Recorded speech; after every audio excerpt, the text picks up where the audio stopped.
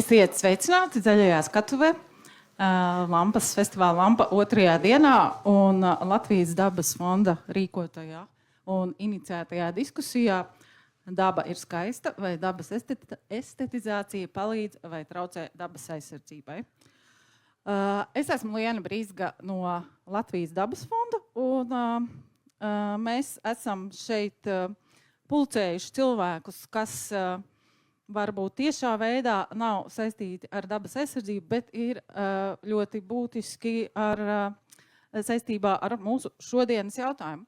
Latvijas dabas fonds ir viena no lielākajām vides nevalstiskajām organizācijām Latvijā, kura pamata nodarbošanās ir praktiskā dabas aizsardzība, bet mēs arī strādājam ar dabas un vides komunikāciju. Un īstenībā šīs diskusijas tēma lielā mērā ir radusies no pārdomām arī man pašai jau 8 gadus strādājot šajā organizācijā, no dažādām sarunām, iekšējām, ārējām diskusijām par to, kā mēs parādam dabu konkrētu gadījumu kontekstā.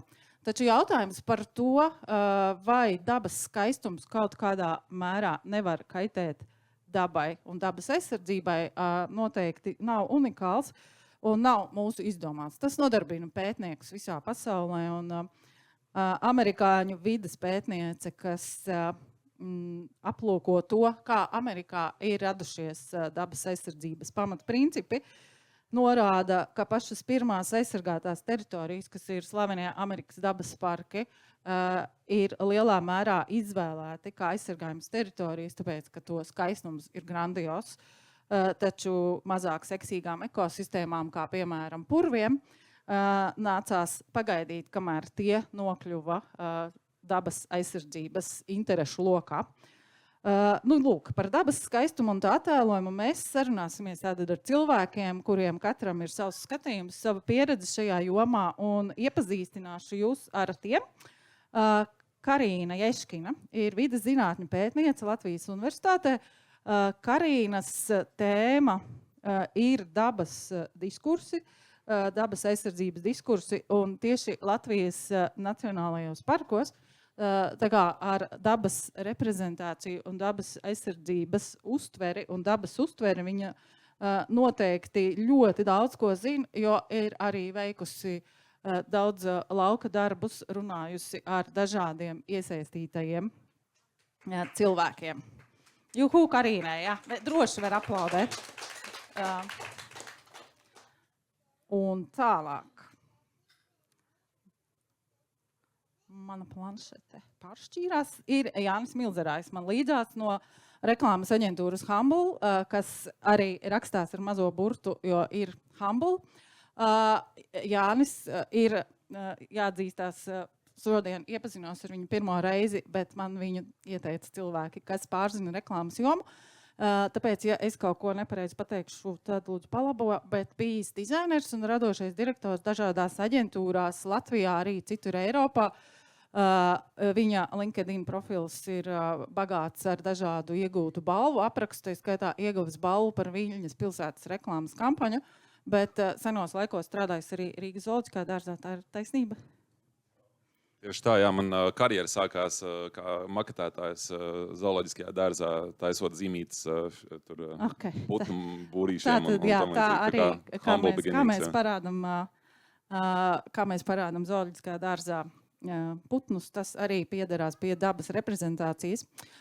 Tālāk ir Kristaps Kalns, fotogrāfs un mākslinieks, pamatā kultūras un portreta fotogrāfs, taču pēdējos gados mēs esam ar Kristapu Latvijas dabas fondā sadarbojušies, un Kristaps ir radījis diezgan lielu fotobanku tieši Latvijas dabas fondam, kur ir pļavas, kur ir govis, kur ir arī lauku ļaudis, arī mitrāji un kritalas. Tā kā ir droši vien arī Kristapam savs ieskats radies par skatu uz dabu.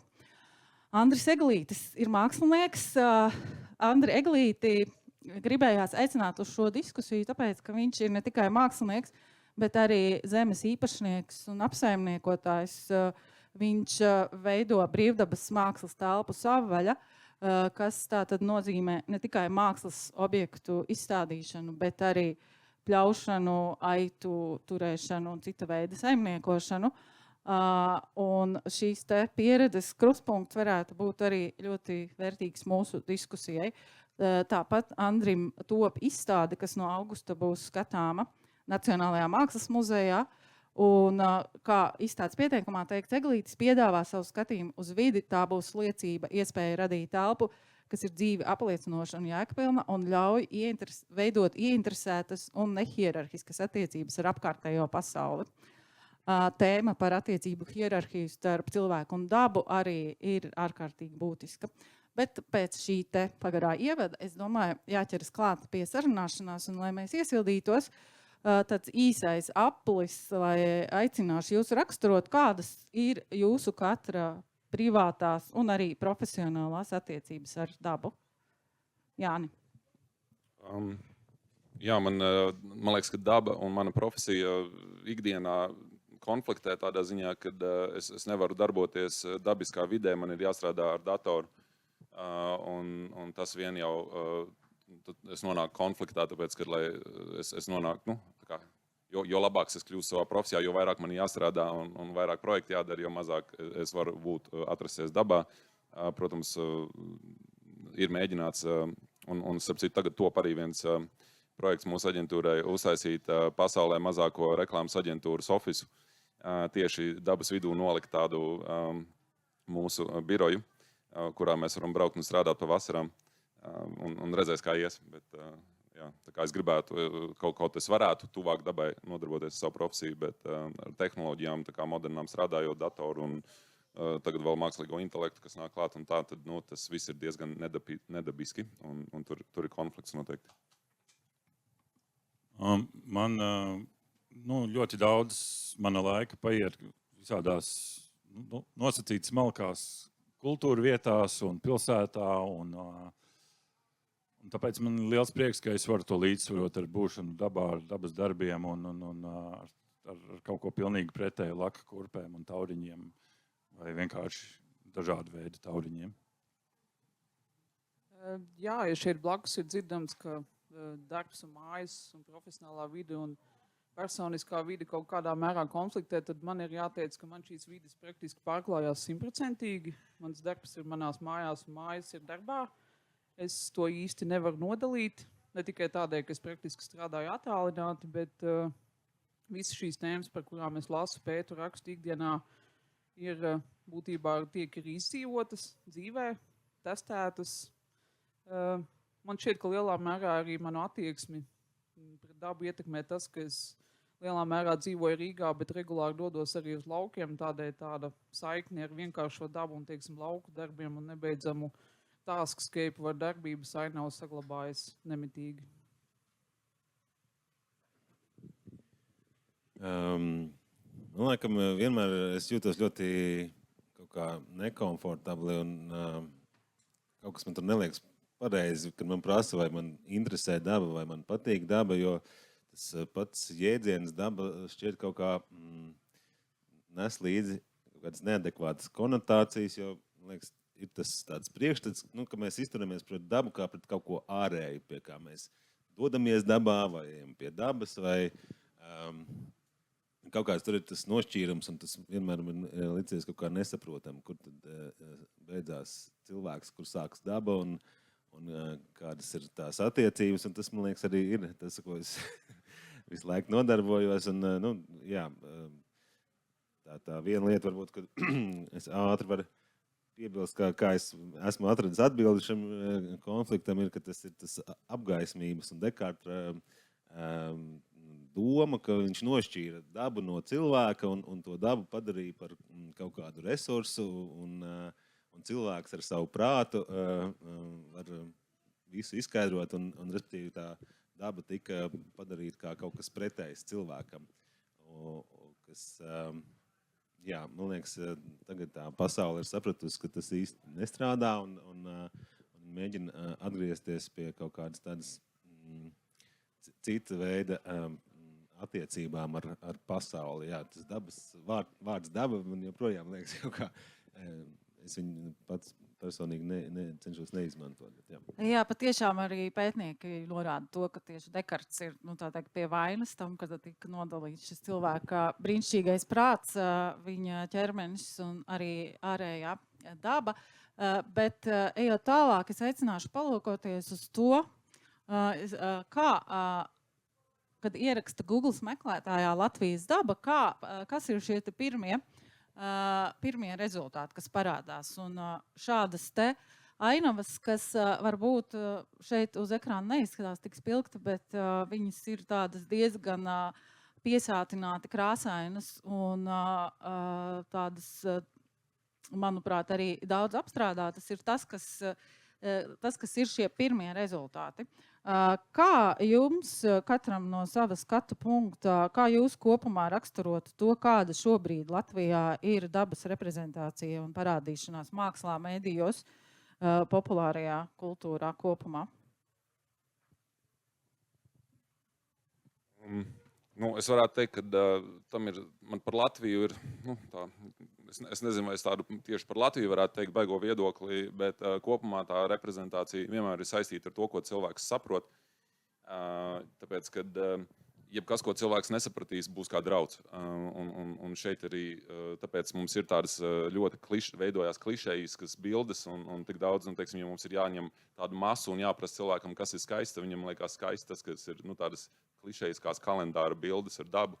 Un ja tu viņam parādīsi to krūmāju kaut kādu vai netik sakopto dabu, tad tas cilvēks, kuram nav mākslinieckais kaut kāds vēl cits redzējums, viņam vienkārši liksies, ka tas ir nesmuks. Starp citu, labs piemērs man bija pašam arī manā lauka teritorijā, kur ir paverās ainava, kur mēs viņu būtībā nejaucamies iekšā, ja? kur daba dara pilnībā savu mākslu. Man ir bijuši nereti viesi, kuri atbrauc un arī tā kā saka, ka viņiem patīk daba. Viņi tādi, jā, jums šeit ir daudz darbs, jums te baigi jānopļauj būs. Jā, nesakopts. Jā, ļoti nesakopts īpašums. Jā.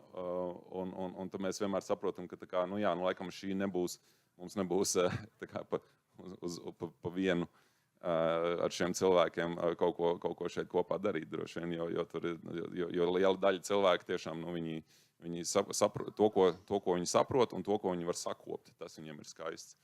To, ko var salikt, tā kā klucīšus, kur var salikt, un šito es saprotu. Jā, un man likās vēl interesanti tas, ko tu pieminēji arī, ka tas, kas ir drošs, un tas, kas saistās ar drošību, pie tā droši vien arī vēl atgriezīsimies. Jā, tas ir tīri fiziski. Cilvēks no tiem brikšņiem tur var iznākt kaut kāds zvērs nepazīstams, vai ko viņam ir jānopļauj tā zālīte, lai viņi zina, ka tur nav kaut kādas ērcītes, lai ir mazāk odi, lai no tiem krūmiem tur neiznāk kaut kādas briedas, viņi nenomaļ. Tā, jā. Man ir par dabu līdzīgs secinājums kā par cilvēkiem, jo daudzus gadus bildējot cilvēkus, esmu secinājis, ka laba bilde vai smuka bilde, vienalga kā to nosauc, vērtīga bilde, automātiski nenozīmē, ka tajā redzamais cilvēks būs smuks, sev patiks un būs estētiski baudāms. Un man nereti ir tāda izšķiršanās, vai svarīgāks ir attēls, vai svarīgāks ir cilvēks tajā attēlā. Tad es, protams, mēģinu saprast, kas ir šī attēla uzdevums un kāpēc es tādu radu. Un ļoti līdzīgi ir ar dabu, ka smuka daba nenozīmē laba bilde vai Un manā pieredzē ir tā, ka tie cilvēki, kas nāk vai ir ar mākslas pieredzi, viņi novērtēs šo labo bildi un novērtēs arī dabu, kas tā ir, ja tā nebūs klišejiski smuka. Bet cilvēki, kas stāv tālāk no mākslas pieredzes, viņi primāri, līdzīgi kā te, satrauksies, vai tur jau iedomās no tās bildes nelido odi ārā, un vai tur nav nokrituši koki, vai tur nav sakopts. Tā mēs varētu aizrunāties līdz tam, kāpēc mums vajag mūsdienu mākslas muzeju. Jā, un paturpinot Kristapa teikto, ka smukums vēl nenozīmē, ka tā ir laba bilde. Smuka daba, kas attēlot bildē, arī vēl nenozīmē, ka tā ir vērtīga ekosistēma. Karīna, varbūt tev ir tieši caur ekosistēmu prizmu savs skatījums? Jā, bet paturpinot iepriekš vēl par to reprezentāciju kopumā, tas, ko es esmu vismaz pamanījis jau vakar, aizvakar domājot par šiem jautājumiem, piefiksēju, ka es tiešām jau vairākus gadus neskatos televizoru, tādēļ man nav īsti izēja materiāls šai reprezentācijai kaut kādā mērā, bet tas, ko es esmu pamanījis, ka kaut kādā mērā mākslā tieši daba no tāda fona vai kaut kādas notikuma vietas kļūst par priekšlānu. Piemēram, Punktum festivālā šogad arī bija tādas dabkultūras lietas vairāk apskatītas, arī dekoloniālo ekoloģiju izstādē. Un arī skatoties uz tām bildēm, kas ir ekrānā, ir interesanti, ka nevienā nav ziema. Tad tā nav mūsu dabas sastāvdaļa visticamāk, vai mēs to nevēlētos tur. Un, bija ziema tikai tālākos rezultātos, nebija pirmajos. Bet, tas ir ļoti, ļoti saprotams. Un, kopumā arī šie parasti attēli ir stipri vienkāršoti, un tie reti, kad attēlo kaut kādas problēmas, ja vien tas nav īsti kampaņas mērķis attēlot šo problēmu. Tur nav arī cilvēku, kā mēs redzam, lai gan daļā no šīm bildēm, cilvēku klātbūtne nenoliedzami kaut kādās pļava apsaimniekošana lietās. Un, bet jā, paturpinot par smukumu un ekoloģisko vērtību, tad tā, protams, tas nevienmēr pārklājas, un tas ir lielā mērā arī, runājot ar Nacionālo parku iedzīvotājiem, tas pārklājas ar to šis smukums, vai ne tikai tas, vai šīs vietas ir estētiski pievilcīgas, bet kādas vēl citas vērtības ir šajās vietās. Ja tas ir džunglis, kurā nav ogu, sēņu, augu, kurā mēs pat nevaram aiziet pastaigāties ar suni vai vienatnē, tad visticamāk tur nav nekādas vērtības mums, pat ja tur ir bioloģiskās vai ekoloģiskās vērtības. Un bieži vien ir jāskatās no tāda skatu punkta, ka cilvēkiem, kuriem nav pieredzes vai izglītības, kuriem nav arī numismāta lupas, lai ieraudzītu mazos ķērpīšus, viņi visticamāk neredzēs šo skaistumu un nesapratīs šiem džungļiem. Tādēļ ir biotopi ekosistēmas, kur tas pārklājas, un ir ekosistēmas, kur ir diezgan sarežģīti likt plašākai sabiedrībai ieraudzīt šo vērtību. Jā, es laikam arī varu pievienoties tam, ka es neesmu varbūt pārāk kompetents aktuālajā populārās kultūras dabas reprezentācijā, bet es varu teikt, ka tajā mākslas teritorijā drīzāk ir bailes no banāliem saulrietiem, ka tas ir tāds, viņi tiek izmantot vai no ar ironiju vai sarkasmu vai kā savādāk. Man liekas, tad tur drīzāk ir tas izaicinājums, kā runāt par dabu, neiekrītot kaut kādās tajās banalitātēs un klišejās. Un man liekas, tas ir vienkārši tas, ka kaut kādas tās stereotipiskās un klišejiskās bildes prasa mazāk kaut kādu līdzdomāšanu vai ja ir mazāka, estētiskā izpratne vai pieredze un interese, tad tas ir tas, ko uztver, un vienkārši tad tie cilvēki, kas kaut kā vairāk interesējās gan par dabu, gan par varbūt arī estētiku, tie jau tā kā rezervēti izturās pret tiem skaistajiem saulrietiem, kaut gan viņi ir brīnišķīgi.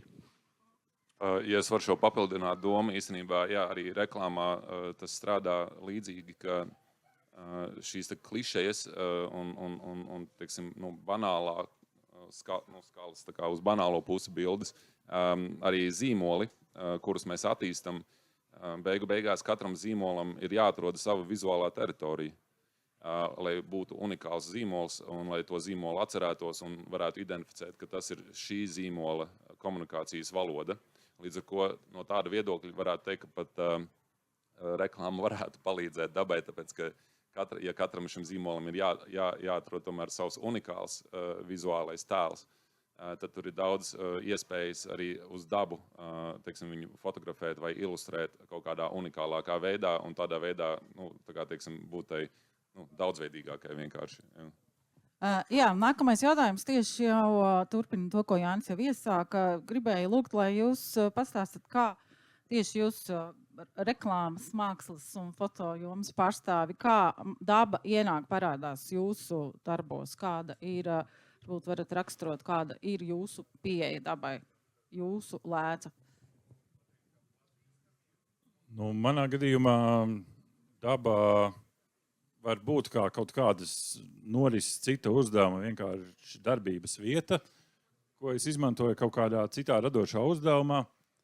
vai arī daba ir pati tā teikt, pirmajā plānā, un daba ir tas objekts, kādēļ es to bildēju.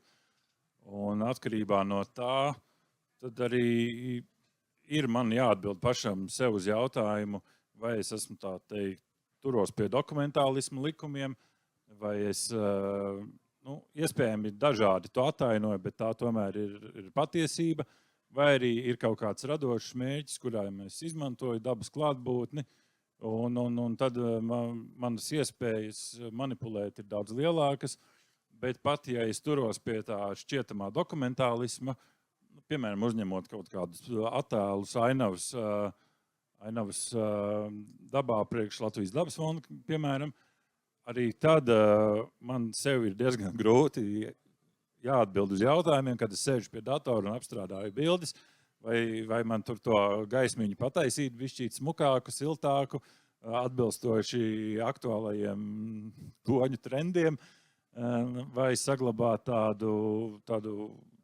augstasinīgu neiejaukšanos. Un dažkārt man liekas, kā es gribētu dabu bildēt tā, kā to dara Andris var pastāstīt ar gleznām, ka tu liec klāt krāsu skalu, lai saglabātu absolūti šo nemainīgumu, jo citādi, es sēžu pie datora un domāju, vai tas jau nav pa daudz, vai tā var. Un gribētos, sev vienmēr tā kā kaut kādu stingru pieturas punktu, kas nevienmēr ir viegli. Ja tas ir radošs projekts, tad, protams, tas ir daudz vieglāk, tad es tur varu uz vēl paraušanu visu, ko darīt.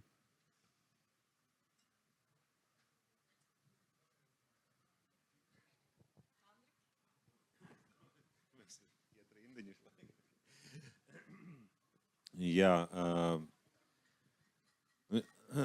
laikam tas, ko es visu laiku daru, es risinu tās savas attiecības ar pasauli, un tur ir dažādas pieejas. Viena ir tas vērojums, mimētika, un caur kaut kādu to glezniecības procesu viņš vienmēr liek tā kā saprast. Tā kā tev ir jāsaprot, ko tu glezno, ja tu gribi kaut ko attēlot. Kā veidojās tas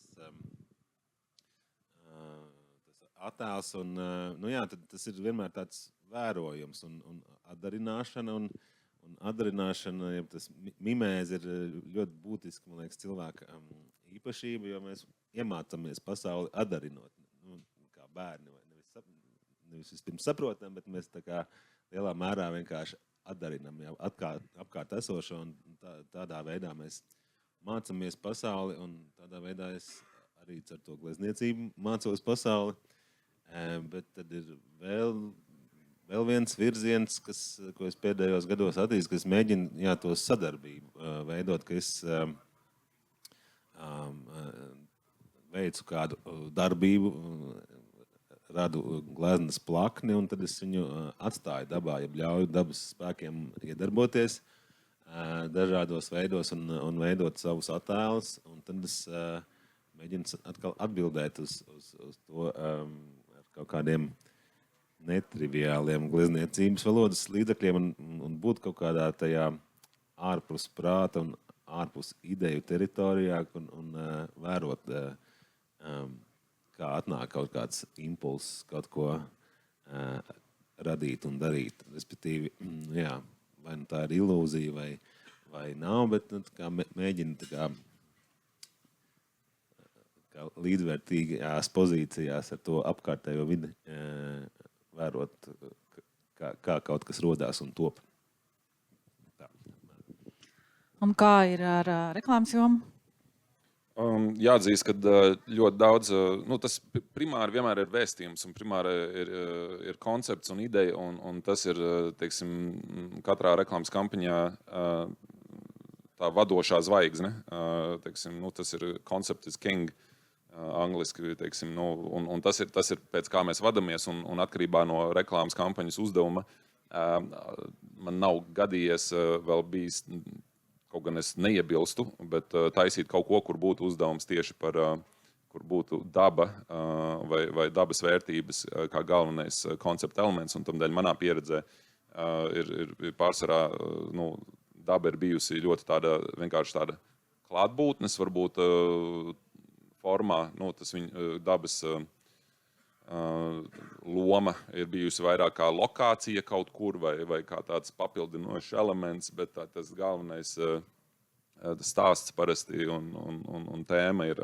kaut kas, kas notiek starp cilvēkiem vai kaut kāda, teiksim, vairākas urbānākas, teiksim, un tādas, ko varētu teikt, mākslīgas situācijas un tā, un tam dēļ, jā.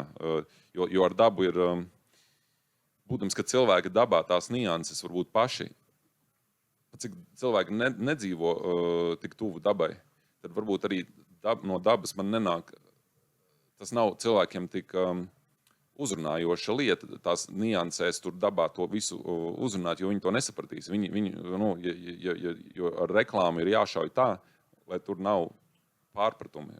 Tas, kā atšķirās māksla un reklāma, ir, ka reklāmā šim vēstījumam ir jābūt kristāli skaidram un nepārprotami vienam.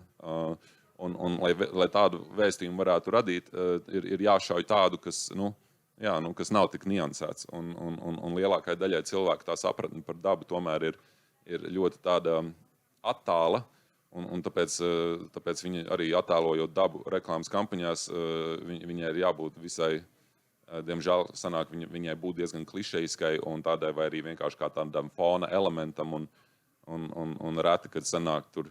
Jo, ja man būtu, piemēram, varbūt klients, kas ražotu ekipējumu pārgājieniem, kur mērķa auditorija ir cilvēki, kuri bieži iet pārgājienos, un viņi pat zina, un viņi ir tās visas nianses dabā, tad es varētu radīt kampaņu, kur būtu kaut kas ļoti interesants par dabas niansēm.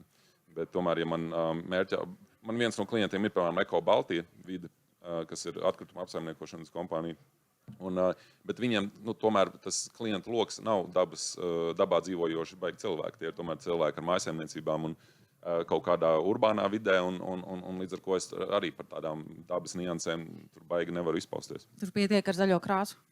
Jā, mēram, jā, lapiņa, zālīte, kociņš, mākonīts.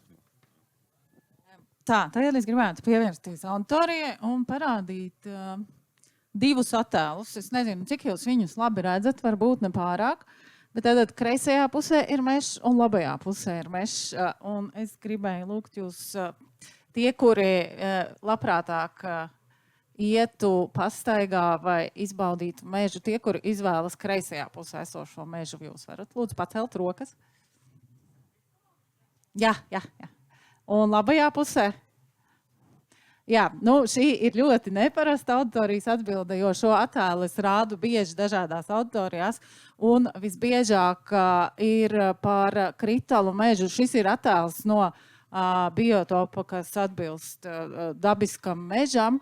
Tātad ļoti vecs mežs ar daudzām dimensijām, daudzām kritālām brikšņiem. Un otrs ir vairāk vai mazāk industriālais mežs. Un gandrīz visās auditorijās, kur es šos attēlus rādu, par veco mežu ir viena vai divas balsis. Tātad šis, laikam lampas auditorija ir atšķirīga. Nākamais attēls, ko es gribēju parādīt, ir, šis ir Kristapa attēls, tu droši vien viņu atceries, kur tas bija Rīgā, kurā jaunajā? Tas ir Skans rajons. Kāpēc šo attēlu? Mazdārziņu. Gribēju rādīt, jo parādot šo attēlu cilvēkiem, kas būtu varbūt potenciāli komunikācijas saņēmēji, visdrīzāk šis attēls netiktu slavēts vai vērtēts kā lielisks un skaists dabas attēlojums, jo lūk pilsēta un tur ir kaut kāda pļančka, kura vēl turklāt ir aizaugusi. Savukārt parādot to kolēģei, kas ir ūdeņu eksperts Latvijas dabas fondā, viņa teica, ak, Dievs, cik foršs pilsētas mitrājs, un paskat, tur ir tas izaudzis un tas izaudzis. Un tie, kas tur tuvumā arī uzturās, arī norāda, ka tur ir ūdens putnu klātbūtne. Un tātad šī ir vieta, kas no dabas viedokļa ir ļoti vērtīga un veselīga pilsētai, bet diez vai tādas vietas pilsētā tiktu akceptētas, tāpēc, ka tās neatbilst klišejiskajam skaistuma ideālam. Tāpēc arī nākamais jautājums ir tieši par to dabas skaistumu. Dabas skaistumu mēs baudam vizuāli, mēs baudam arī ar citām maņām, ar dzirdi, ar ožu. Jo, piemēram, esot tūmā šādam mitrājam, varbūt ir tā kaut kāda zināma pūšanas smaka, kas arī liekas, ka tas ir slikti. Līdz ar to mēs visvairāk pievēršam uzmanību šai skaistajai dabas daļai, kas nereprezentē visu ekosistēmu daudzveidības klāstu. Karīna, varbūt tevi vaicāšu, vai tu vari paskaidrot, pastāstīt, kā veidojas cilvēku dabas uztvere, kas nosaka to, ko cilvēki uzskata par skaistu un par estētisku dabā? Līdzīgi kā tas ir arī, teiksim, vispār vērtību gadījumā un to, kā cilvēkā mainās kaut kādas vērtības, tad plus mīnus visiem ir zināms, ka tas notiek diezgan ilgā laikā, ka mēs nepieņemam jaunas vērtības ļoti ātri, strauji. Mums nepieciešams, teiksim, gūt informāciju neskaitāmas reizes vienu un to pašu, līdz mēs sākam kaut kādā veidā mainīt savu to uztveri, bet tas, kas, teiksim, Latvijas gadījumā var atsaukties uz politoloģu Katrīnu Švarcu, kura, teiksim, ir aprakstījusi divus tādus galvenos dabas diskursus Latvijā, kas arī lielā mērā pat arī mūsdienās aizvien raksturo to, kā mēs uztveram dabu. Un viens no šiem diskursiem, kas ir veidojies pirmās brīvvalsts laikā, tā tad ir šis agrārais nacionālisms, kurā būtībā Latvija sevi definēja kā zemnieku valsts, kā agrāra valsts, un tas lielā mērā aizvien arī pēc neatkarības atjaunošanas ietekmēja to, ko mēs uzskatām par skaistu. Tātad būt saimniekiem savā zemē, spēt noteikt, ko mēs darām ar savu zemi, dažādas lauksaimniecības prakses un uzsvars tieši uz lauksaimniecību. Un tad ir šis otrs diskurss, kas vairāk sāk ienākt Latvijā pēc neatkarības atgūšanas, tā saucamais liberālais internacionālisms, kas ir tāds ļoti interesants vārdu salikums, bet tas vienkāršā veidā būtībā apzīmē visas rietumu dabas aizsardzības prakses, tās būtu gan ekosistēma biotopa atjaunošanas, arī dabas aizsardzības teritoriju izveidi, būtībā visas arī, teiksim, mežu dedzināšanu, koku redzinošanu un visu kaut ko līdzīgu. Un tas, ko mēs varam redzēt mūsdienās, ir, ka būtībā šie abi diskursi, ka viņi ļoti aktīvi, arī kā es to novēroju intervijās ar iedzīvotājiem nacionālos parkos, ka šie diskursi konkurē. Ir, teiksim, ļoti, pat būtībā nav tā, ka pat pastāv kaut kādi daudz vidus varianti, kurā vai nu cilvēki ir, teiksim, par šo agrāro attīstību, par mežu izmantošanu, par meža kompensāciju adekvātu palielinājumu, vai arī viņi ir tīri par dabas aizsardzību, jo arī lielā mērā viņa ienākumi, piemēram, nav atkarīgi tieši no šiem dabas resursiem. Un būtībā arī tādēļ mūsdienās ir aizvien sabiedrībā novērojami šie abi diskursi. Varbūt iespējams pakāpeniski viņi sāk sajaukties, bet tas ir tas būtībā galvenais, kas kā varētu raksturot to dabas uztveru Latvijā. Un viens tāds ļoti labs piemērs, teiksim, kas ietver abus šos diskursus, ir dabisko pļavu atjaunošana, kurā mēs, piemēram, izmantojam jau sen zināmas prakses, kas ir ekstensīva lauksaimniecība, pļaušana ar izskaptījumu tālu, kas mēs pieliekam klāt kaut ko jaunu, kas ir bioloģiskā daudzveidība, jo, teiksim, pļaujot, apsaimniekojot, noganot, mēs varam būtiski palielināt šo bioloģisko daudzveidību, sasniegt šīs 50-70 sugas uz kvadrātmetru, un tas kaut kādā mērā ir tāds veiksmīgs piemērs, kā to varētu arī integrēt un attīstīt, ka mēs izmantojam kaut ko no šī jau ilgstoši esošā diskursa agrārā un pieliekam klāt kaut kādas jaunas idejas. Tas būtībā strādā visveiksmīgāk. Jā, parādīšu vēl vienu slaidu. Vēl vienu fotogrāfiju, kas arī ir Kristapa darbs no mitrāja fotografēšanas, un vēl vienu, kas ir... Pati tagad vairs neredzu, tā ir Kritava, ja? Pilsēta. Jā, tā ir pilsēta. Tā ir pilsētas pļava pagājušajā vasarā, kas bija ļoti sausa. Un pilsētas pļavas ir arī viena tāda Latvijas dabas fonda īstenot iniciatīva, kas sākotnēji tika uztverta ar ārkārtīgi lielu sajūsmu no iedzīvotāju puses. Rudenī tātad tika iesētas pļavas, taču pienāca šī karstā vasara, un pilsētas pļavas izskatījās apmēram šādas. Un, kā jūs varat iedomāties, cilvēku prieks par pļavām nebija gluži tāds, kā mēs bijām gaidījuši, jo mēs saņēmām diezgan daudz kritikas un aicinājumus arī aplaistīt šīs pļavas, un cilvēki neklausījās tajā, ka būtībā ir jāiet līdzi dabas procesiem, jo dabā neviens neiet un speciāli nelaist. Šis kā viens piemērs tam, ka šī ir vērtīga ekosistēma, kurai ir jāļauj attīstīties, un šajā attīstības procesā viņa varētu izskatīties arī tā, ka cilvēkiem viņa pat ļoti nepatīk, un viņi varētu pat iestāties ļoti pret. Savukārt šī ir Karīnas pieminētā dabiskā pļava, kuru attiecīgi arī ir mums daudz vieglāk nosacīti pārdot kā dabas vērtību, jo viņa noteikti ir, viņa pļavas ir ārkārtīgi skaistas, pļavas ir seksīgas, tās ir tās seksīgās ekosistēmas, un tās arī var ārkārtīgi skaisti nofotografēt.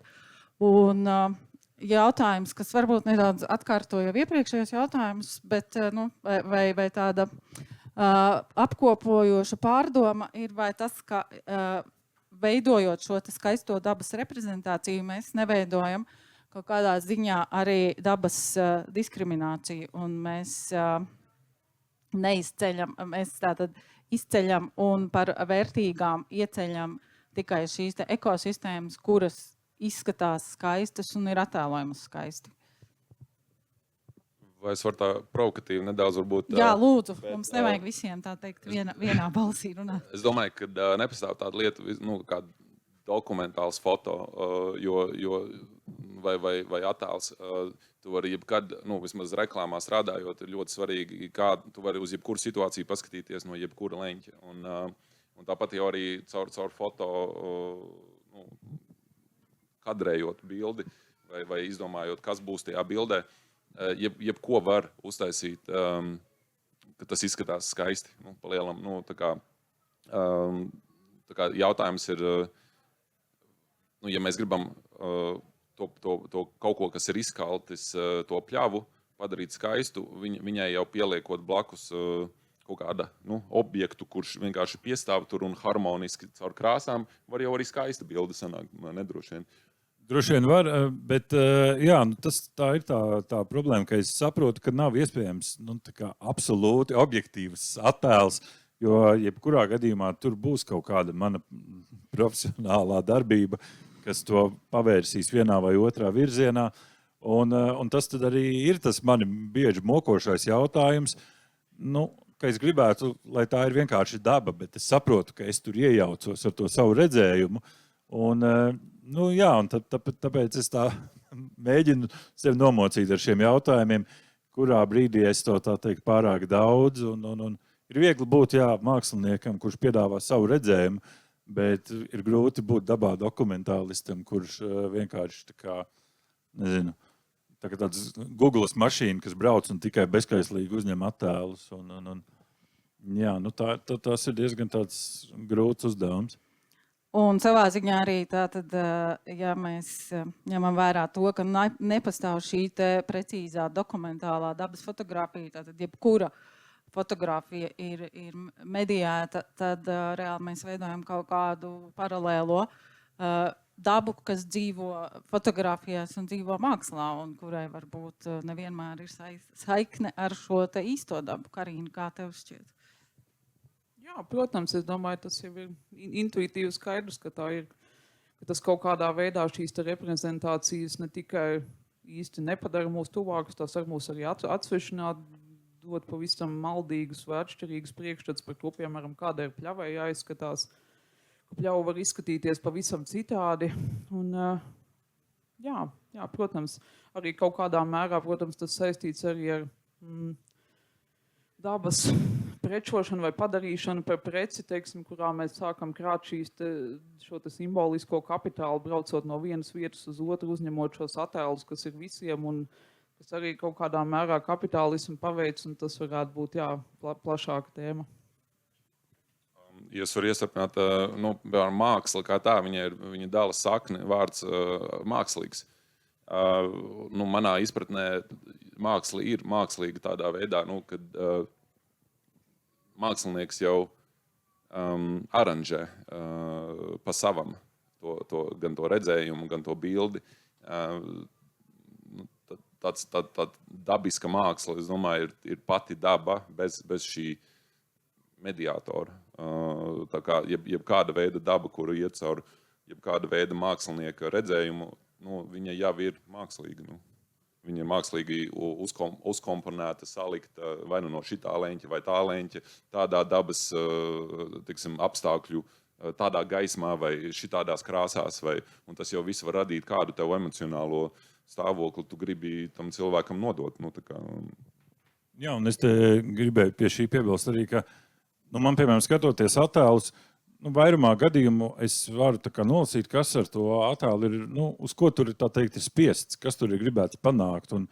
Un man pašam ļoti gribētos, lai manās bildēs tas dažkārt nebūtu tik vienkārši atkožams, ka, lūk, es te gribēju, lai redz šo un lai šādi. Un tas ir tas, kas man vienmēr biedē.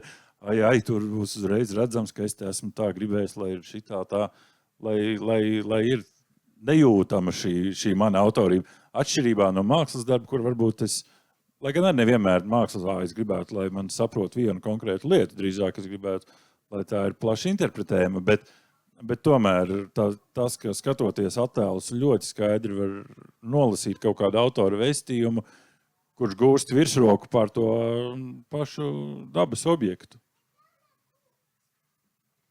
Varbūt vēl ātri iestrupinot tieši par tādu nošķīrumu starp dabisko un mākslīgo un to, kas ir daba un to, kas ir cilvēks, tad arī šis nošķīrums, protams, nav tik viegli, teiksim, veicams vai īstenojams, un tas, pie kā jau diskusijas sākumā bija minēta šīs atgriešanās pie dabkultūras, pie šī nošķīruma mazināšanas, par kur runā gan, man šķiet, ja nemaldos, Bruno Latours, gan Donna Haraway savos darbos, un tas man atgādināja arī vienu citātu, kur es diemžēl gan piemirstu autoru, bet nesen, kur es piedalījos lauku kursā, Papis Azartu, viens no filozofijas studentiem, teica, ka cilvēki ir radīti tādēļ, lai veidot plasmasas atkritumus, un tas arī kaut ko pasaka par to, kas ir dabisks un kas ir mākslīgs, un kur vispār meklēt šo nošķīrumu. Jā, tad jāatgādina, man liekas, jautājums bija par skaisto. Jā, kaut kāds. Bet, es šeit gribētu pieminēt tādu nesenu sastapu domu, kas man ir kļuvusi aktuāli par to, tas nāk no tādas neirozinātnes un datorzinātnes kaut kāda lauka par to, ka cilvēks nemitīgi to informāciju, kas atrodas apkārt, kompresē tēlos un simbolos. Respektīvi, redz un Andri, saprot... pie mikrofonu tā, tuvāk kārtīgi. Labi. Tātad, viņš saprot, ka glāze ir glāze, un tas ir tāds visu laiku mums neapzināts informācijas kompresijas process, kas notiek, kad mēs uztveram apkārtējo pasauli. Un šajā procesā piedalās gan mūsu vērtības, gan zināšanas un priekšstati un tā tālāk, un kas veido arī to mūsu spriedumu, vai kaut kas ir skaists vai nav skaists, vai tā tālāk. Un man liekas, tā gan māksla, gan es arī domāju, reklāma varbūt lielākā mērā ģenerē tādas jau to simbolu un tēlu sagatavas. Tāpat kā pastāv uzskats, ka lielā mērā Vilhelms Purvītis iemācīja mums skatīties uz Latvijas ainavu, tā kā mēs uz to skatāmies. Tas ir tāds aktīvs process, kas visu laiku maina to cilvēku priekšstatu un uzskatu, kas ir skaists, bet tas, jā, jūs minējat, tas notiek ļoti lēnām, bet man liekas, tas ir tas mūsu rokās to kaut kā ietekmēt un veidot to procesu. Jā, vakardienā šeit pat bija diskusija, kas it kā bija par pavisam citu tēmu, par zāles pļaušanu. Vai vajag vai nevajag pļaut zāli pie 20 centimetriem, bet kas ir interesanti, mēs šajā diskusijā arī aizgājām līdz tam, ko Andris nu pat kā minēja par tiem priekšstatiem par skaistumu. Ja, teiksim, 90. gados un vēl līdz šim ļoti daudziem priekšstats par skaistu pagalmu ir ļoti rūpīgi nokopts māriņš, tad pēdējos gados tas pamazām mainās un cilvēki ierauga skaistumu arī ataugušos augos un garākos augos. Tā kā iespējams, ja reklāmās, kur, kā tu minēji, ir daba kā fons un ja ir līdz šim bijis fonds Mauriņš, ja ir vajadzīgs kaut kas zaļš, tad nomainot to uz pļavīgām vietām, uz ataugušiem augiem, varbūt arī var mainīt cilvēkiem kaut kādus priekšstatus netiešā veidā. Jā, bet cilvēkiem ir jābūt tam, ka viņi saprot labumu no tā, lai varētu veidot kampaņu no tā. Cilvēkiem jāsaprot, ka daudzveidība dabā ir kaut kas labs. Un kā spilgts piemērs, tā nav mana kampaņa, bet bija Rīga Pride identitāte, kurā bija šī dabas daudzveidība un parādīts kā analoģija tam, ka šīs dažādās cilvēku seksualitātes var būt arī daudzveidība, un tā tad kaut kas labs. Bet to var saprast tikai tie, kuri jau saprot, ka dabas daudzveidība ir laba lieta. Tie, kuri vēl joprojām domā, ka labs Mauriņš ir nopļauts, vai ne, Mauriņš vienā zaļā tādā veselumā īsā, tie arī neuztver šo vēstījumu. Jā, tātad jūs atspoguļojat to, ko to cilvēku vairākumu uztver, jūs diez vai ietu pret to. Atkarībā, kas ir mērķa auditorija. Jā, tā kā varbūt, ja šie kampaņas autori bija, ko gan es kā no vienas, jāsaprot, jo viņi bija uztvēruši, ka varbūt ka tie ir cilvēki, kuri sapratīs to. Jā, mēs arī kā pļavu projektu īstenotāji ļoti nopriecājamies par Praida vizualizācijām. Tā, es atkal gribu parādīt kādus attēlus. Un šeit es pievēršos Instagramam, kas šobrīd ir ļoti nozīmīgs un spēcīgs vizuālais mēdījis. Un Instagramā, meklējot pēc hashtaga Latvian Nature, arī izvilku ārā top rezultātus, kas ir šāda tipa ainavas. Tur bija arī dažas urbānās ainavas, bet es izņēmu tieši tās, kas vairāk ir tādas neurbānās. Redzams, šeit arī parādās ziema.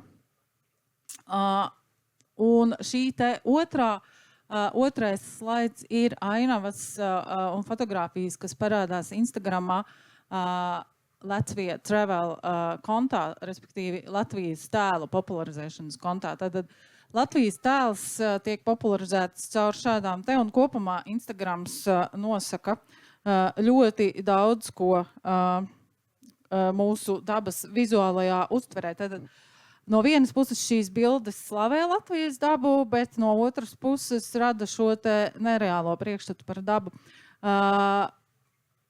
Vai, vēlreiz atgriežoties pie tā jau Karīnas teiktā, ka reprezentācijas var atsvešināt cilvēkus no dabas, un, manuprāt, šīs varētu būt tādi piemēri šādām reprezentācijām.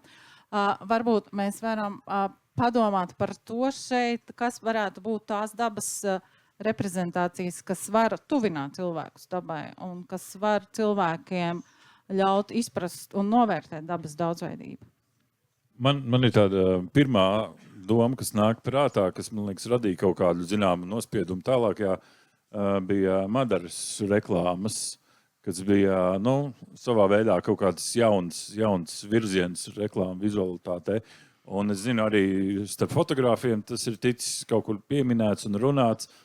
Atceros, kādā fotokonkursā mēs sēdējām žūrijā, vairāki fotogrāfi, un bija kaut kāds, varēja redzēt, ka ir modes vilnis un tādas līdzīgas bildes. Un tad Valds Klēns laikam teica, vai mums vajag tādus automātiskos sekotājus šim. Mēs tomēr gribam, atlasīt kaut kādu jaunradi. Bet, man liekas, tas bija nozīmīgs tāds pavērsiena punkts, kur ienāca sava veidā tāda tomēr nepļauta zāle savvaļa. Un man liekas, tas, kas tur darbojās tajā, ka tajās bildēs bija cilvēks, kurš šajā savvaļas vidē jūtās absolūtā harmonijā un izbauda to.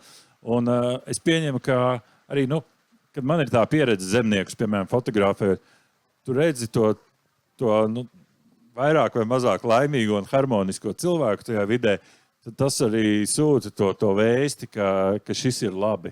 Šis ir droši, un redzēt, kā es neesmu sakosts un noslīcis. Un cilvēks ļoti daudz ko izsaka cilvēku klātbūtni tomēr.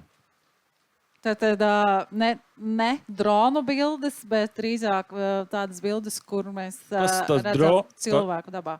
Tā dronu bilžu būšana man vienmēr mulsina, jo tas ir tik ļoti distancēti.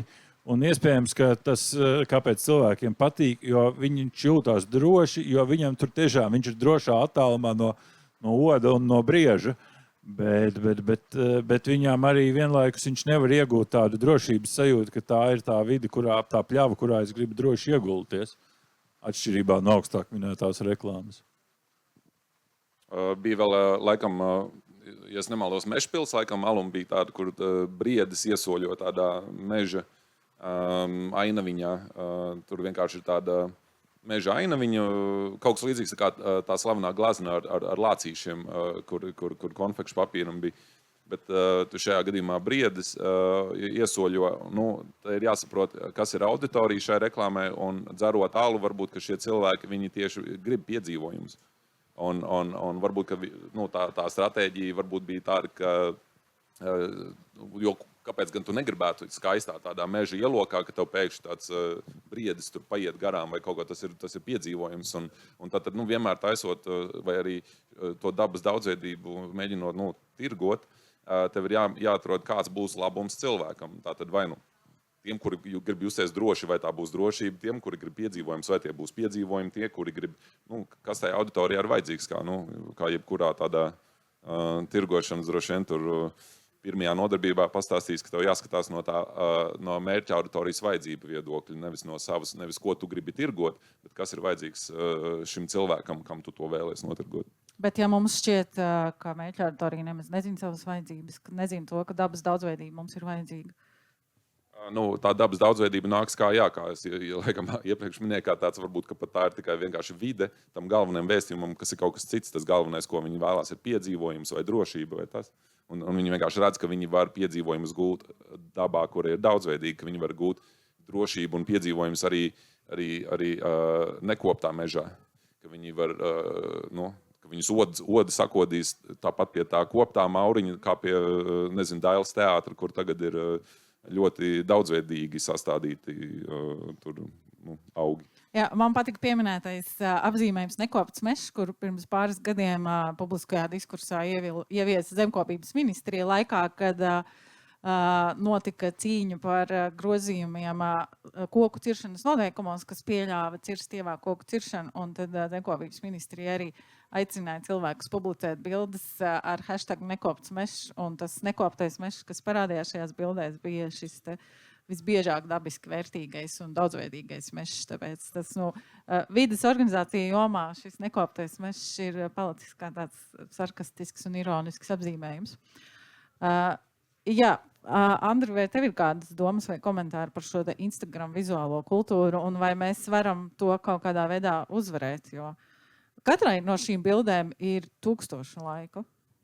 Jā, tieši atbildi laikam man nav, bet man vedināja uz domām par to, ka es arī nesen saskāros, ka pēc būtības māksla, piemēram, opera ar drāmu un traģēdiju un tā tālāk, ļauj piedzīvot tās emocijas, esot drošībā, respektīvi piedzīvot drāmu un katarsi, bet vienlaicīgi paliekot tajā drošajā teritorijā.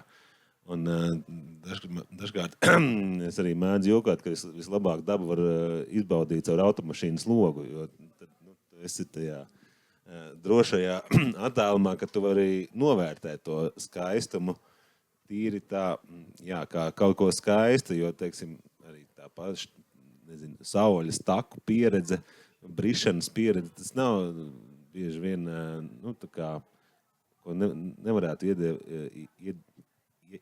ielikt kaut kādā skaistuma kategorijā, tas ir kaut kāda klātbūtne un piedzīvojums bieži vien ne līdz galam patīkams, kad visi tur izlien ārā sakosti, noguruši, bet kaut kā laimīgi un attīrīši. Tā kā tas, man liekas, ir tas skaistais un klātbūtne kaut kādas dažādas lietas.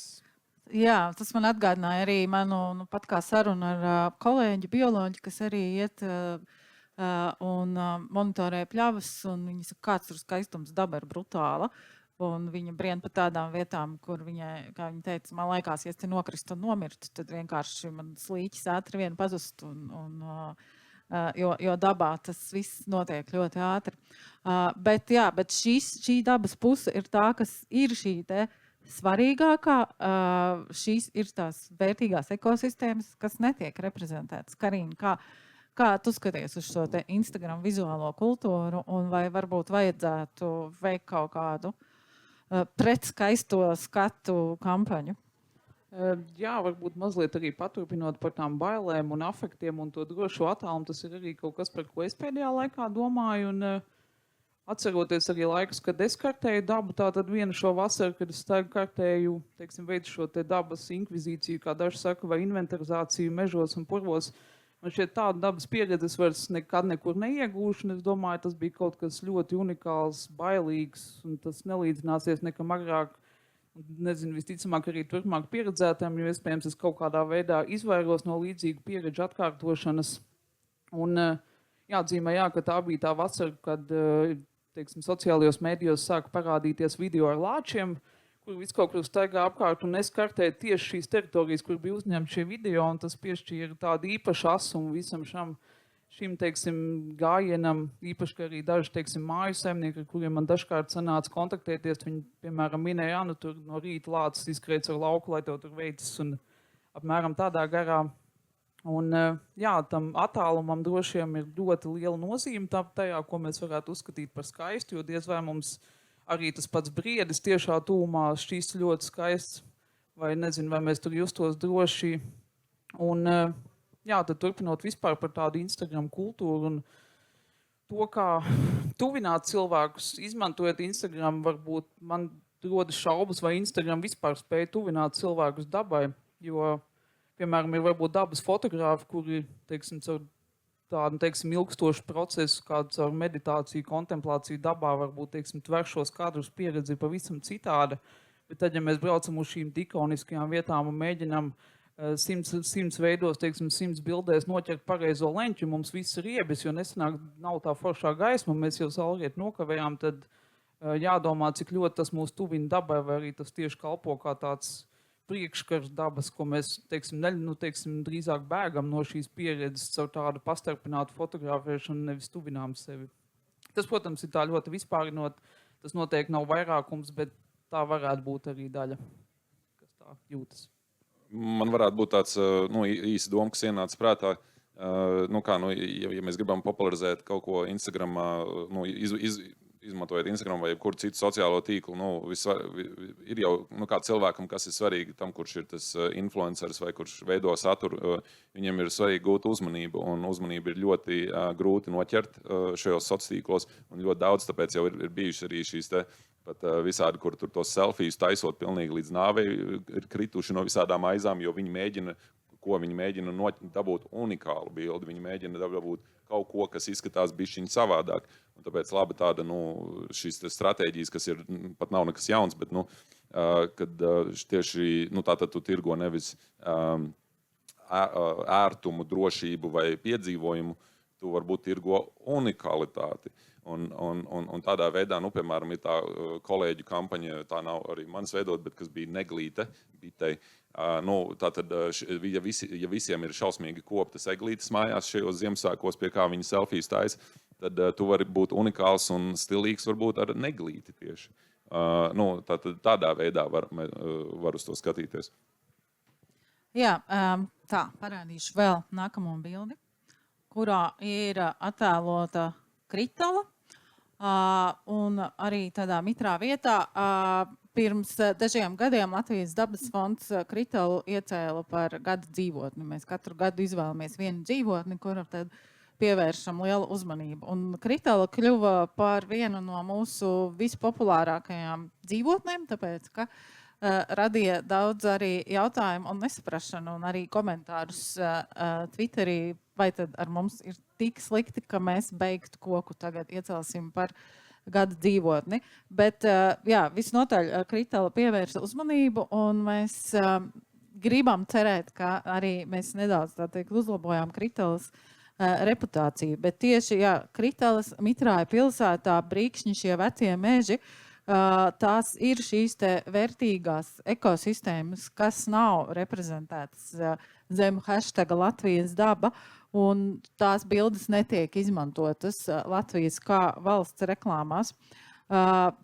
Izmantojot iespēju, ka šeit ir tiešām tik lieliski prāti pulcējušies. Varbūt mēs varam kopīgi padomāt par to, ko mēs varētu, ko vajadzētu darīt, lai mēs piešķirtu reprezentāciju arī šīm te vērtīgajām ekosistēmām, kuras netiek uzskatītas par pašām skaistākajām. Man atkal ir ļoti netieši atbilde, bet vienkārši ienāca prātā. Skatoties uz to kritālu, arī staigājot pa Savvaļu, man atnāca tāda doma, ka tajā dabā tu sastopies ar to nāvi ik uz soļa, un tas ir visu laiku, tu esi tāds vienkārši fiziski sajūta klātbūtni tam visu laiku aktīvajam ciklam, kad ir kā dzīvība pārvēršās nāvē, kur atkal ir kāda cita dzīvība.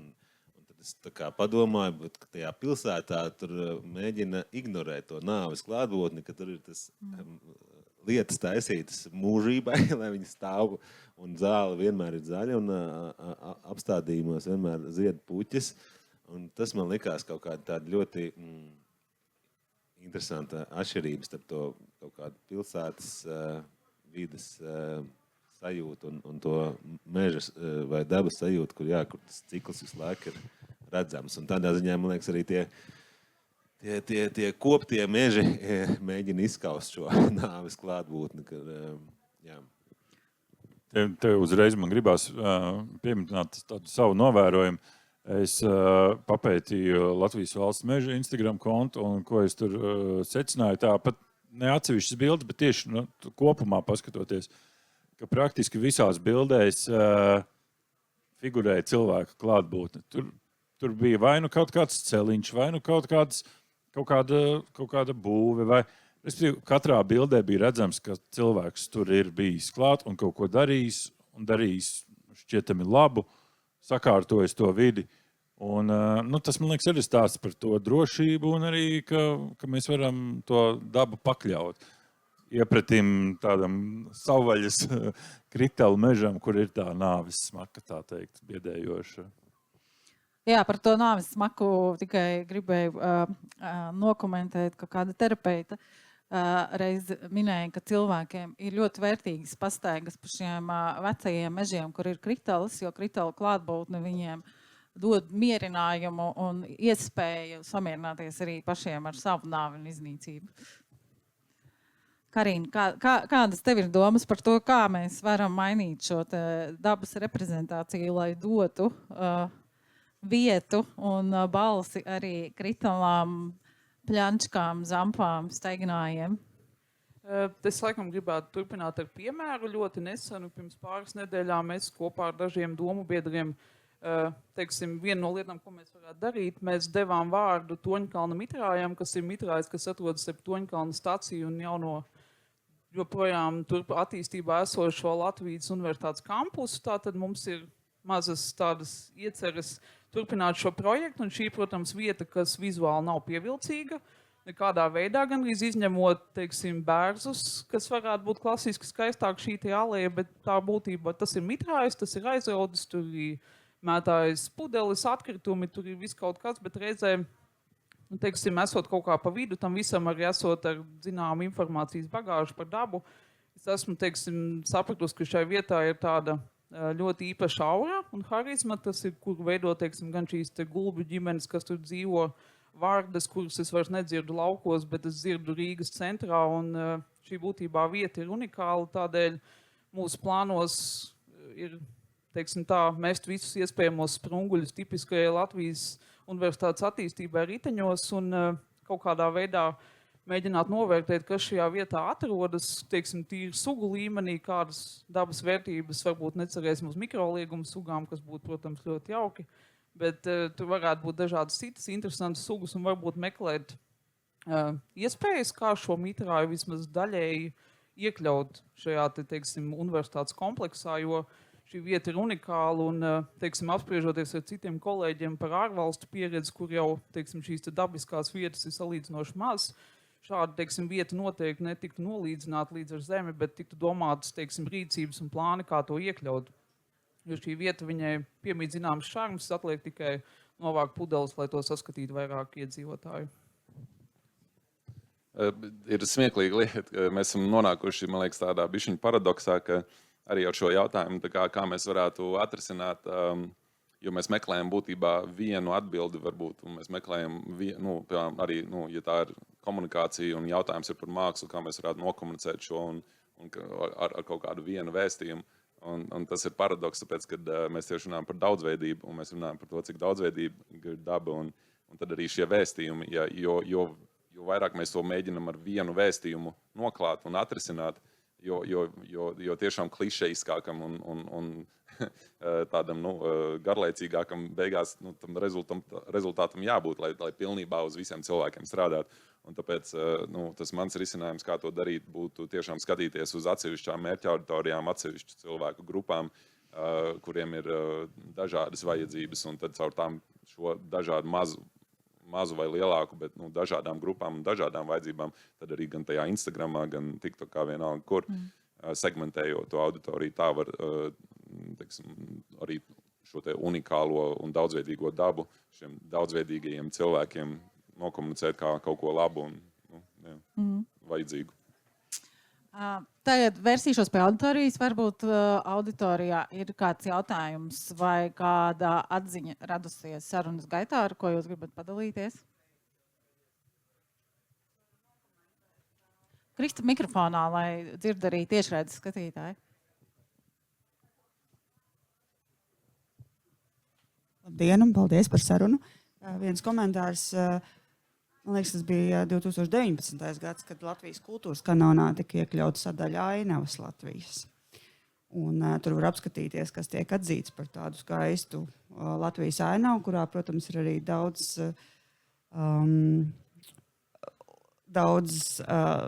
ļoti diskutabls formulējumi par to, kāpēc kaut kas tiek uzskatīts par skaistu un kultūrai atbilstošu, bet tas ir arī veids, kā varētu to pašu kritalu vai to veco mežu padarīt par vērtīgu, nozīmīgu saistībā ar mākslu. Jā, vienkārši kā ieteikums. Tur ir tikai 8. Okay. Citās sadaļās ir 10 vai 11. Kritalu kultūras kanonā. Kritalu kultūras kanonā. Tas varētu būt jūsu nākamais mērķis. Vai ir vēl kāds? Jā.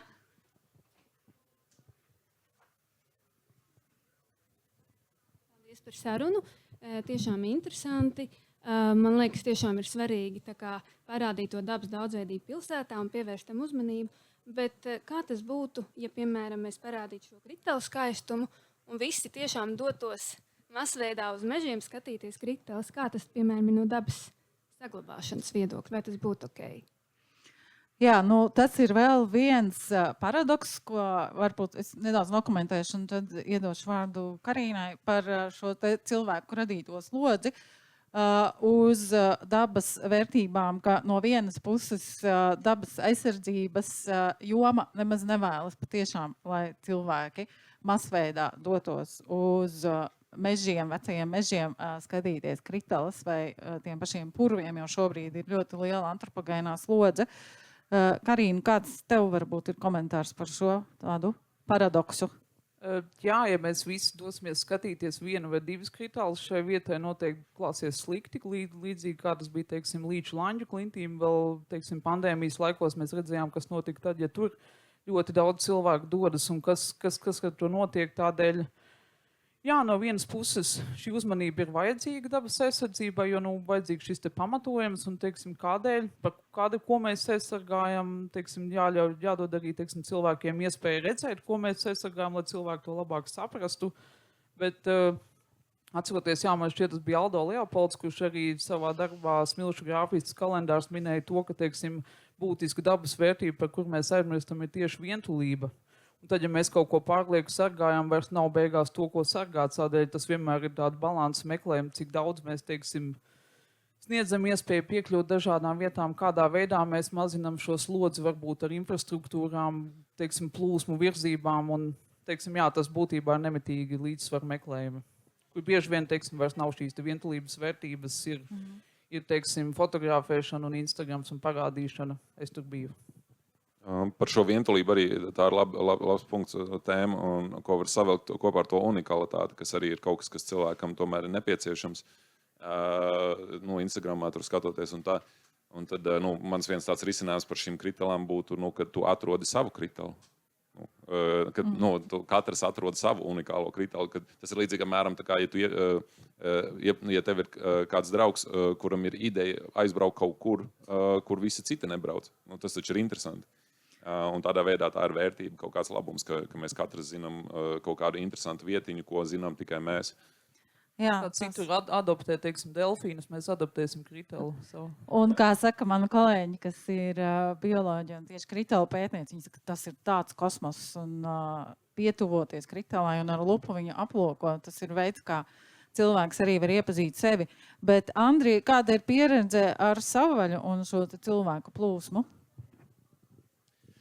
Laikam vislabākā pieredze ir tad, kad cilvēki apmaldās un noiet no takas un iznāk pēc 3 stundām ārā un neatraduši. Jā, man liekas, tas savvaļas viena no iespējām ir piedzīvot to unikalitātes sajūtu, ka tu nezini, kur tu atrodies un to īpašo sajūtu. Vēl viena lieta šajā sakarā, ko es gribētu minēt, kad īstenībā pilsētnieki, kas atbrauc uz savvaļu, viņi to mežonību spēja vairāk novērtēt nekā, piemēram, vietējie iedzīvotāji reģionā, jo kā jau tu teici, tā daba ir brutāla, un ja tu dzīvo laukos, tad tu īstenībā visu laiku mēģini radīt to savu kaut kādu telpu, sakārtot to apkārt civilizēto, un tad tas kaut kā, dīvainā veidā, protams, arī nevar visu likt vienā kaut kādā kategorijā, bet tā tendence ir vairāk, ka tādi pilsētnieki pat vairāk novērtē tās kritelas un mežonību, un laucinieki vairāk skatās, ka tur meža resursi tiek izšķērdēts.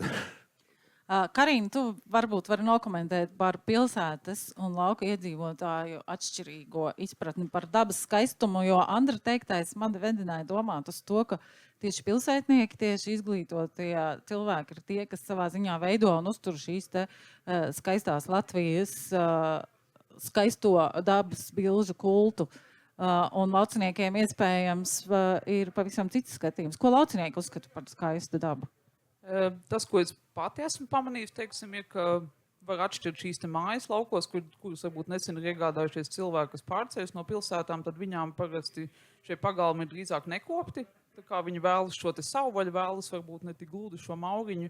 Tad, ja mēs braucam pie tādiem jau ilgstošiem lauku iedzīvotājiem, viņi tomēr vēlas šo kārtību ap savu, teiksim, tiešo tūmu, savu pagalmu. Viņi vēlas, lai tas būtu funkcionāli, teiksim, kalpot tam, kam tam jākalpo, jo varbūt pilsētnieki ir, teiksim, tā jau pieraduši, ka viss jau ir ap viņiem sakopts vienmēr bijis, un tad beidzot šis aizpildīt to tukšumu, šī nekoptība, tādēļ ir tāda atšķirība, jā. Man kaut kāds reizes pēc savas pieredzes ar dažādiem lauku un nelauku radiem nāk prātā, ka lielā mērā to attieksmi nosaka tāda lieta kā čaklums. Respektīvi, vai tu izskaties čakls, vai tu gadījumā neizskaties slinks, kurš nekop savu māju, un kā tu iztīsies attiecībā pret kaimiņiem, pret radiem, kas atbrauks ciemos. Un tā ir arī kaut kāda tāda ļoti liela vērtība, ka tu esi čakls, daudz strādā, un tas atspoguļojas arī tajā dabas redzējumā.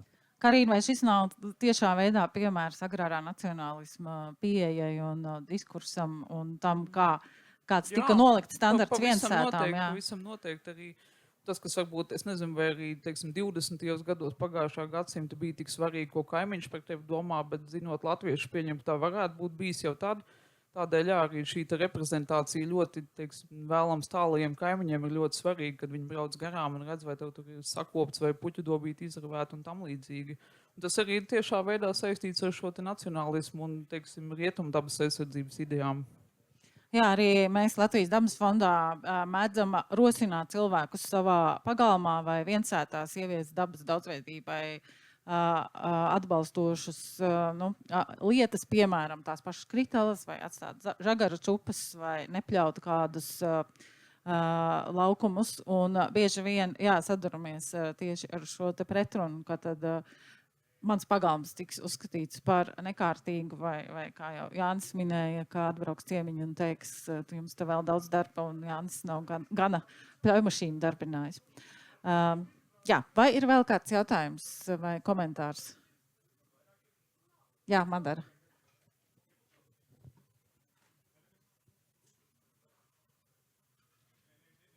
Tā, līdz tam mikrofonam jāskrien. Varbūt jums ir kādas idejas, kā un varbūt caur estētiku ir iespējams tuvināt cilvēku dabai, respektīvi tuvināties tam stāvoklim, ko Andris minēja, ka mēs neesam daba un es šeit, bet es kā dabas daļa. Jā, un kā Karīna to teica, šis te jēdziens dabkultūra. Pareizi, ja? Jā. Jā. Bet būtībā tad, ja mēs vēlamies kļūt par daļu no dabas, mums jāizmirst vispār vārds daba. Nav tāda vārda dabas.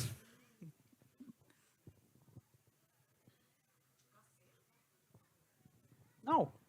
Viss. Bet, Ja tā plaši filozofiski tiešām uz to skatās, tas pats piesārņojums, cilvēka radītais un visi plasmasi un mākslīgais intelekts un tā tālāk, tas viss ir dabisks. Kā tad, ja mēs esam no dabas un mēs to visu esam radījuši, kas tad tas ir, ja ne daba?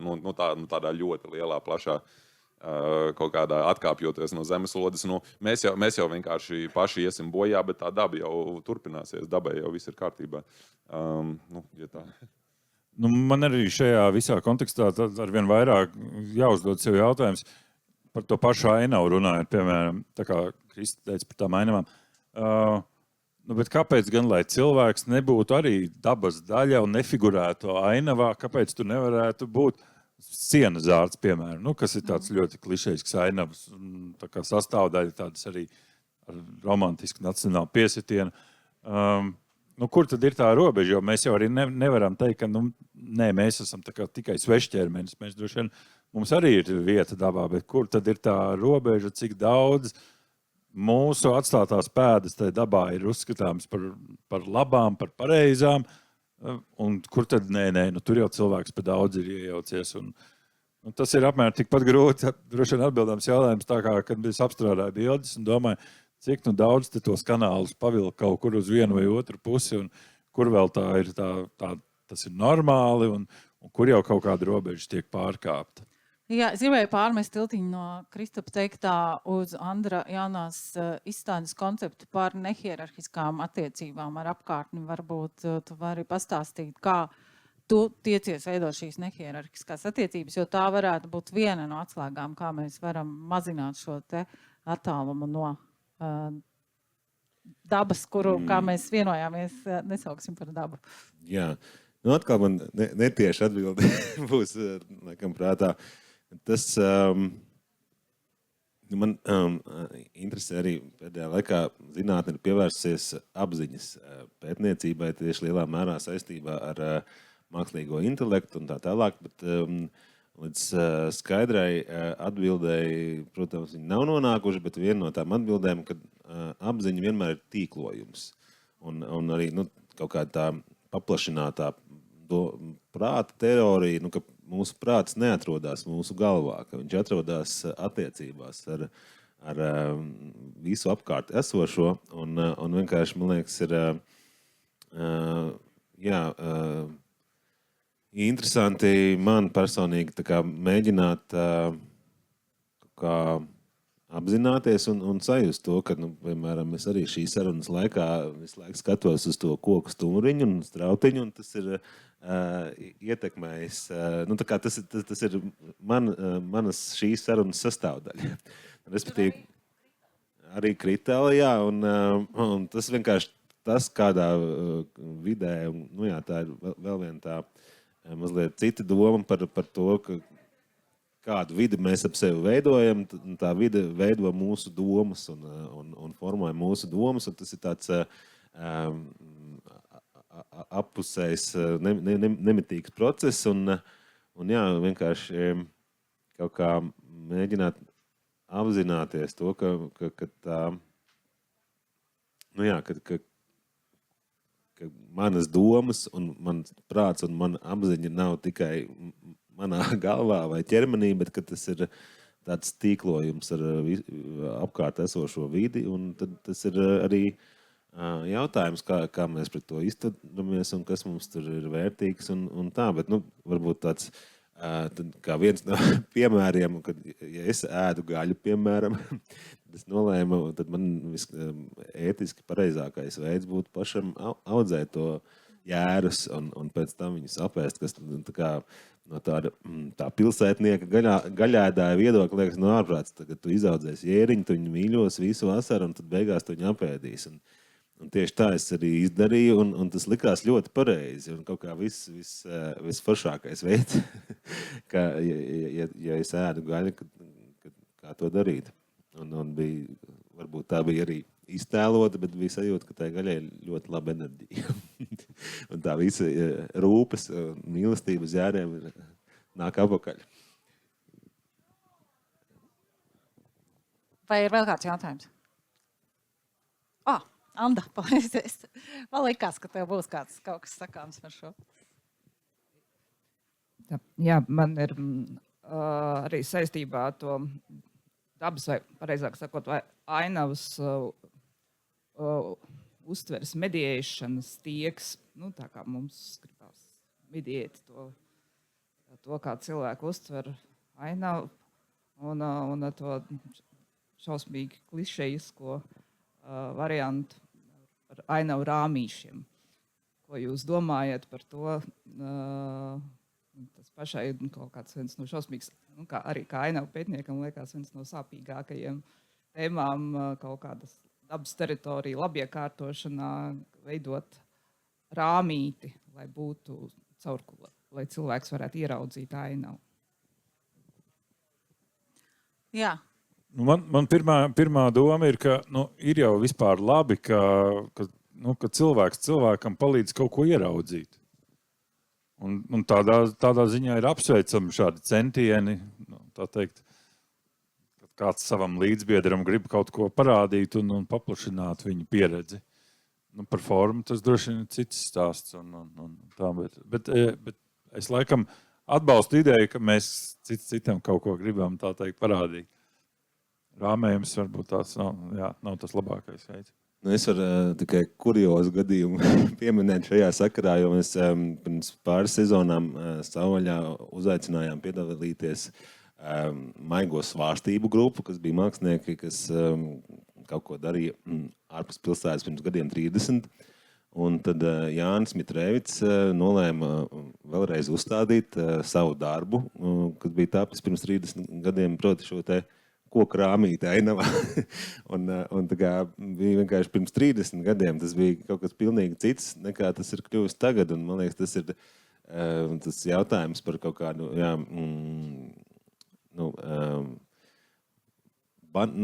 kā kāda lieta kļūst par banalitāti, un tad viņa bieži vien tiek izmantot neizvērtējot pat to kontekstu un vajadzību. Tā kā tas vienkārši tāds piemērs. Man vēl viens mazs piemetinājums. Man šķiet sliktākais, kas šajā visā rādīšanā ir, ka tādā veidā bieži vien tiek definēts tas pareizais leņķis, kā redzēt dabu, nevis tā teikt iemācīt cilvēkam iet un ieraudzīt un meklēt, bet šī ir tā pareizā ainava. Kaut kas viens tiek definēts kā pareizāks par kaut ko, kas jau ir blakus. Jāni, vai ir doma par rāmīti? Tā baigi neko ko tam likt klāt. Nē, vienīgi es domāju, kas ir tas mūsdienu rāmīts, jo man liekas, tās ainavas rāmīšos, tas bija kaut kas apmēram tā kā, pirms 30 vai 50 un tā tālāk. Tas ir kaut kāds, kas ir nokalpojis savu fenomens. Un kas mūsdienās ir šis teiksim, jaunākām paudzēm, vai tas ir Facebook cover foto, vai jaunākās paudzēs, taču Facebooks pat nelieto. Es nezinu, es mēģinu iedomāties, kas ir mūsdienās šī ainava koka rāmītī. Es domāju, tas ir Instagram formāts. Ainava koka rāmītī. Vēl viens mans piemetinājums par rāmīšiem, par vietu, kas, man liekas, ir arī vērtīga Latvijas mākslas un dabas miedarbībā vēsturiski ir Pedvāle, un tur jau ļoti sens darbs, ir lielā akmenī izcirsts tāds rāmis, taisnstūris, kas ir novietots ar tādā augstākā vietā, caur kuru skatoties šķietam, tad mēs ieraugam to ainavu. Un cik es esmu redzējis gan klātbūtnē, gan attēlos šī darba atspoguļojumi, tad nesalīdzinām biežāk tajā rāmītī, kāds onkulis ir iebāzis galvu un nofotografējies, nevis caur to rāmīti ir nofotografēta ainava. Respektīvi, cilvēkiem rāmjos tomēr daudz vairāk patīk ielikt sevi. Karīna, tev noslēdzošais vārds par rāmīti. Man vienīgā rāmīša bilde telefonā ir no Gārsenes, kur arī es fotografēju draudzeni, kur bija iegājušajā rāmītī. To es arī beigšu. Mūsu diskusijas laiks ir pietuvojies beigām, un es gribēju īsi mēģināt apkopot to, ko mēs šeit spriedām. Man šķiet, ka mēs vienojāmies, ka dabas reprezentācija un tas, kāda tā ir šajās klišejiskajās dabas foto, kurus mēs minējām, varbūt nedaudz augstprātīgi nosaucot par kalendāra foto vai par šī Instagrams ar hashtagu Latvian Nature, ka tās rada kādu nereālu dabas reprezentāciju, bet kā mēs varam atgriezties pie reālās, vai mēs vispār varam atgriezties, protams, tur nav vienas atbildes, bet ir ieteikumi. Ir tātad ieteikums Kritalu ielikt kultūras kanonā. Ir ieteikums iekļaut cilvēku un parādīt arī to, ka arī aizaugušā vietā, ka arī pļavā var būt droši. Varbūt, un vēl piedzīvojums un unikalitāte ir tie aspekti, caur kuriem mēs varam rādīt šīs neklišejiskās dabas ainavas. No savas puses varu teikt, ka Latvijas dabas fonds turpinās censties dot vārdu, balsi un reprezentāciju gan kritalām, gan mitrājiem, gan vecajiem mežiem.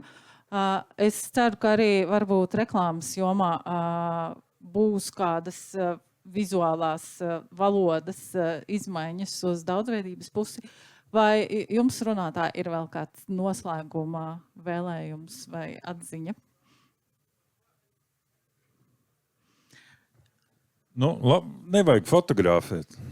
Jā, bet gandrīz uz to jau velk. Bet vajag nepastarpināt. Vajag iet tajā brutālajā. Man piemēram liekas, ka labākais, ko man būšana par fotografu ir devusi, ir tieši spēja ieraudzīt nevis fotografēšanu un izbaudīšanu neatkārtojamā brīža. To būtību, nevis mēģinājums to iemūžināt. Iemūžināšana tas tāds darbs. Jā, tad fotografējam mazāk un vairāk pieredzam. Paldies, Andri, Karīna, Kristap un Jāni. Un turpinam izbaudīt lampu.